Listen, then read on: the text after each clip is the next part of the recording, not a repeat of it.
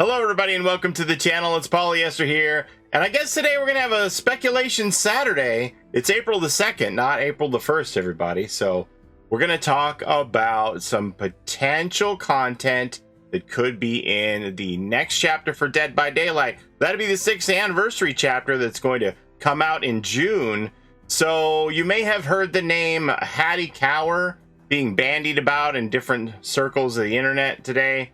Those of you who are very entrenched in the lore of Dead by Daylight are familiar with Haddie Cower, but that might not be a name that is familiar to everyone who plays Dead by Daylight. So let's talk about Hattie. Who is Haddie Cower? So Hattie is a name that we see in the lore of Dead by Daylight. If you are somebody who is really into the archives and you go through all the memory logs, Haddie Cower has been mentioned several times in the Dead by Daylight lore. So let's go ahead and look at the history, what we know so far about said Haddie Cower, and we can find that here on the Dead by Daylight wiki. Here's her entry here. Haddie Cower is an unseen tome character in Dead by Daylight. Haddie Cower is an Indian psychic investigator who is focused on in various tome entries. She creates the Harbinger of Hell web series, where she investigates paranormal phenomena and historical tragedies, as well as working to expose the black veil across various realities. She makes the web series alongside her older French-Canadian stepbrother, Jordan Waugh, and it's produced by her step-uncle, Stéphane Waugh. She's funded by a mysterious benefactor, Surin Rivera. She has the ability to see what others cannot and view the overlaps between realities as well as the events of the past.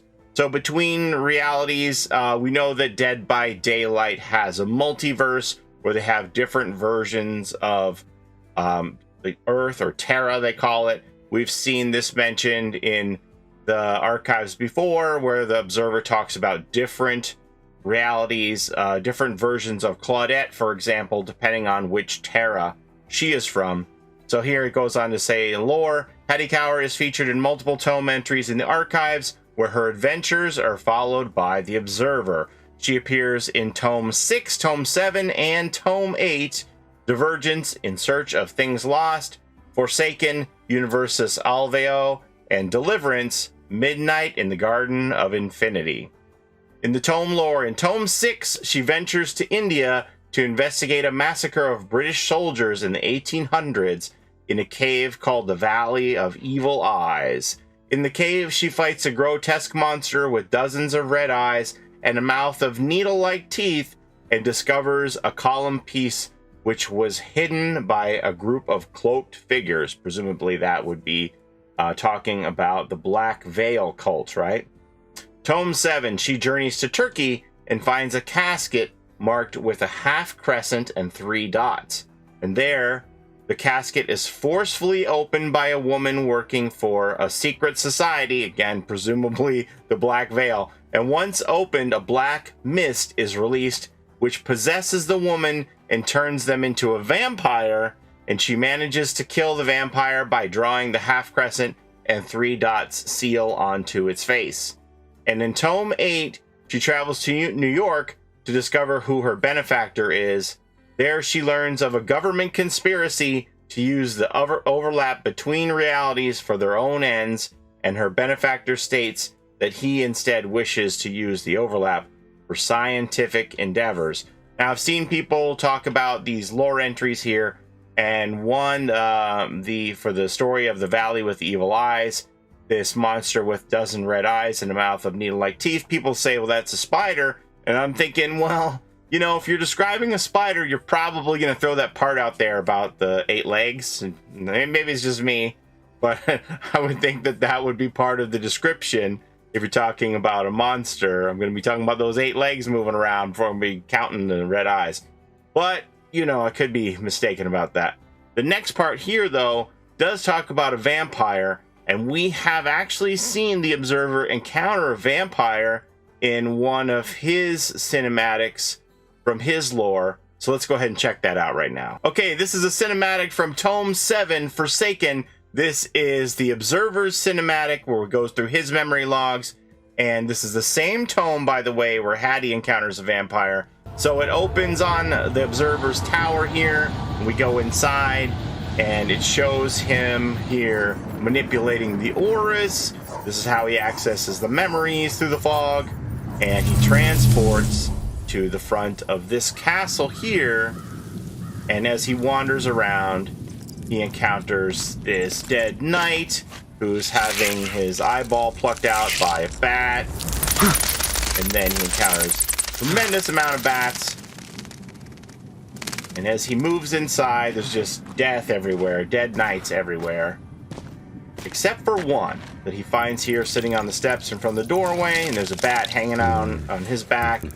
And he's got blood all over his mouth, and he has this goblet of blood that he is just chugging, for lack of a better word. And so the Observer looks around and he notices this sigil up high. What the meaning is behind that, I don't know. It kind of looks like a bat. I don't really know. And then the memory is over and he's transported back to his tower here. So 2 instances of vampires in this one tome. One connected to the Observer and this fellow here on the steps. And one connected to Hattie Cower, encountering that vampire in the casket. And yes, I realize that there have been a whole lot of cinematics about spiders in the tomes recently too. So I'm not saying that it can't be a spider killer. I'm just saying that Hattie doesn't seem to have a connection to one, while she does have a connection to vampires. Not that that means anything, because it looks like Hattie is a kick-ass monster hunter of equal opportunity. And we don't always have to have a connection between a killer and a survivor in Dead by Daylight anyway. Going further into some more of the stuff on the wiki, I do think this is important. Hattie Cower's parents disappeared on an island when she was 5 years old, and people have theorized that this is a potential hint towards her being a member of the Pariahs, like Felix and Elodie. And I completely agree with that. King and I did an interview with Matthew Cote not too long ago, and we asked him if we would be hearing more about Hattie in the future, which he said yes. And I think he also said we would hear more about the Pariahs in the future, and he said yes, but I could be wrong about that second part. My memory isn't the best, but I think he said yes on both those fronts. So a Hattie Pariah chapter fits that if that's what's coming. And then the rest of it here just seems to reinforce that there's a multiverse in Dead by Daylight where it talks about Terra, version 238, where Hattie is called Hannah instead, and her name is Haley on Terra 1315. And then on 3 other Terras, her web series is called Harbinger FM instead of the Harbinger of Hell podcast or web series or whatever it is. Now, as far as these rumors that are swirling about Hattie Cower coming to Dead by Daylight and being the 6th anniversary chapter, I would have bet every dollar that I had that the 6th anniversary is going to be a licensed chapter. This rumor leads us to believe that it's going to be an original chapter. Now, there could be a couple different ways that they're doing this. Let's say that it's a killer that doesn't have a corresponding survivor, like they did with the Hellraiser release, where they only gave us Pinhead. Then they gave us Michaela in the mid-chapter. They could be splitting this chapter into a 50-50 of 2 different DLCs, where you'd buy Hattie by herself as a survivor, and buy whoever this licensed killer would be as the killer. Candyman? No, this isn't the place for that, right? That could be possible. I think that's an unlikely scenario.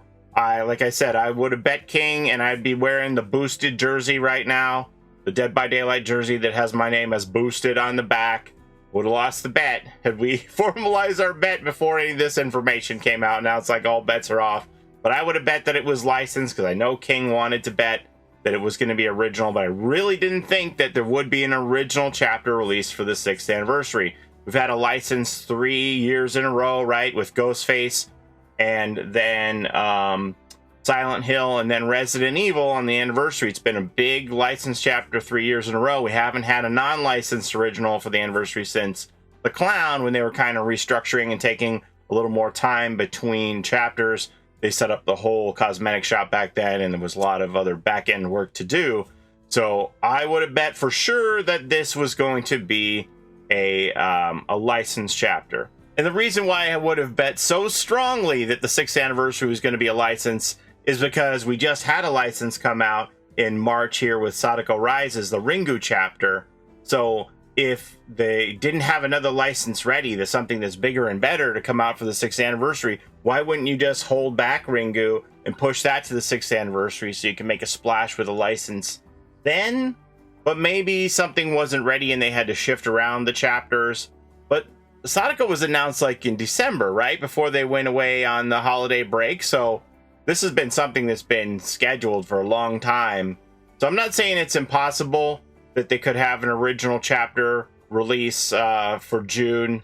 But personally, if I was making the decisions, we've had this pattern of releasing a big license every June. I would have done that, kept with that. But, you know, maybe something wasn't ready and they had to shift chapters around. And Sadako was more ready to go and she got pushed forward. Not really sure. Now, there is one scenario that I can think of where it would make sense for Dead by Daylight to choose to release an original character and for the 6th anniversary in June instead of a license. And that would be because June is also Pride Month, and it will allow them to deliver on their promise of putting some LGBTQ plus content into Dead by Daylight with a splash in Pride Month.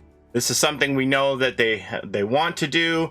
We've talked to Matthew Cote about it, about wanting to be on the right side of history, and we know it's something that's coming, we just don't know when. So if not now, in June, then when? How far are we going to kick this can down the road? I don't want to get people too excited about this because I've been wrong about it before. I thought Yun Jin was going to be that person. I secretly thought Michaela Reed was going to be that person. I told a few people behind the scenes. It didn't turn out to be true, so it might not be true again this time either. But whatever happens in June, whether it's Hattie or some licensed character or whatever it is, I'm going to be here for it. But I am excited at the thought of seeing a fearless monster hunter character in Dead by Daylight as a survivor, and we'll see what corresponding killer we get to go along with it. But that's all I have for you here today. More to follow in the months to come. We got a while to go before June, but just wanted to talk about these rumors since they are swirling around in everybody's head, and a lot of people are DMing me about it today. So I wanted to talk to you about it here, and I appreciate you listening. Thank you so much, as always, for your time spent here with me today on our little Tinfoil Talk. And don't forget to take care of each other in and out of the fog, and we'll see you next time. Bye-bye. It's a Gen Rush life for us. It's a Gen Rush life for us. Set a hiding, we do gens. Set a randoms, we got friends. It's a Gen Rush life.